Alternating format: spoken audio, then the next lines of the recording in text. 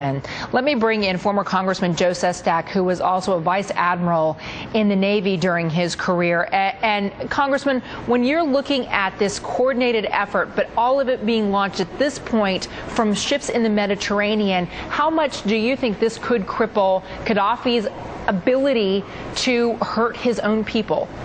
I think it is going to be successful as far as a no-fly, but I don't think it's going to be, or I'm concerned that it's not going to be sufficient. We've had no-fly zones before, like over Yugoslavia, well, actually Afghanistan. We've actually dominated the skies. But if a ground force, even in a fairly inept one like Gaddafi's, is intent on going on, and he has nothing to lose, and by going on and everything not to, my concern is it may then take a different type of intervention, possibly on the ground. I don't know, Contessa, whether we've thought this through. I hope to gosh that this is successful now that we fired in anger. I think we're going to be successful at eventually destroying his mobile surface-to-air missiles.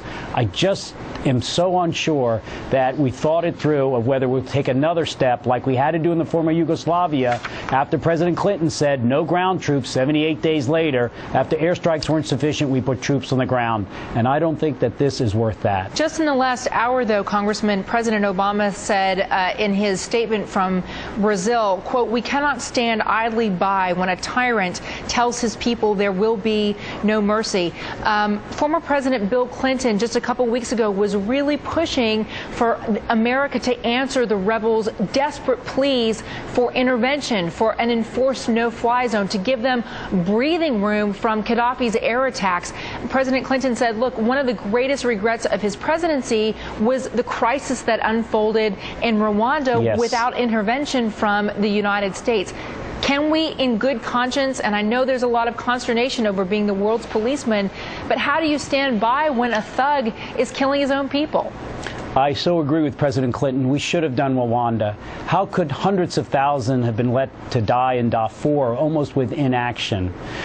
But that said, we are in two Muslim countries right now, turning over their government, so to speak, or having turned over one in another. And this is one which is not almost a choice of our choosing. And although I'm looking a little bit in the rearview mirror here, I was a bit disappointed that several weeks ago we did not make a decisive decision and lay it out to the public whether this was or was not in our national interest and worth the cost of it.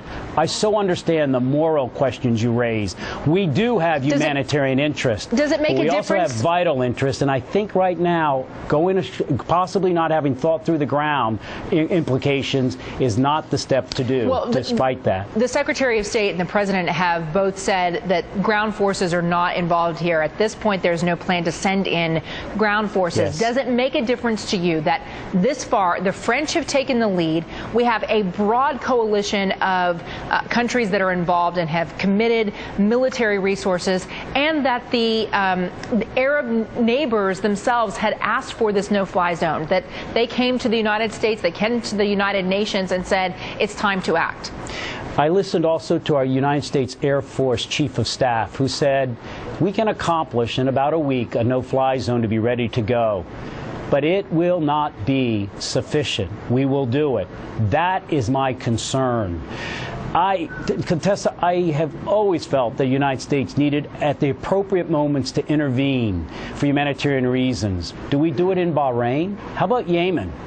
And so I step back and say, was there other choices we could have made earlier, such as a firm financial crackdown on Libya? Only a day or two ago did we ever crack down on the personal assets of, for example, the foreign minister. How about a naval blockade that could have more immediately been imposed? And more than that, are we ready as a nation to sustain a military commitment if this does go into a civil war? I don't believe the options have been laid out clearly to the public. And I personally believe once U.S. forces are decided to be part of an action, that we become the leader of that coalition and not be moved by others' choices, as I fear we were in this case. Well, Congressman, I think that you're correct in bringing up the questions about whether there's a different standard for our allies in in the war on terror when it comes to the way they treat their own citizen. Hillary Clinton obviously addressed that today when she was in Paris and said that she had pressed Bahrain, saying that democracy was the answer, that they must allow peaceful protests in that country, that democracy must be allowed to flourish there. But whether it does or not is an entirely different practical question. Congressman Joe Sestak, thank you so much for your time today. I appreciate it. We're going to take a quick break here. When we come